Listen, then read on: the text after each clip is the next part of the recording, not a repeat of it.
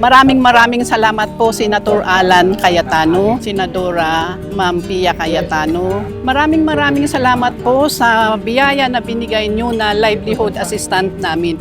Ito po ay magagamit namin tulong sa pangtakip sa aming mga tanim na strawberries. Para po pagdating ng tag-ulan, at least hindi na po masisira yung mga bunga ng strawberry tsaka yung mga tanim natin na gulay. Katulad po ng lettuce. Ito po ay aalagaan namin dahil ito po ang pangkabuhayan namin. Para po sa ganun, lagi po tayong may pitas na strawberry fresh para po pag dumating yung mga bisita natin, meron po silang mapipitas na sarili nilang strawberry fruit. God bless po sa ating lahat at mabuhay po kayo, Senator Alan, Senadora Ma'am Pia Cayetano. Thank you po sa blessing na binigay nyo. God bless po sa ating lahat.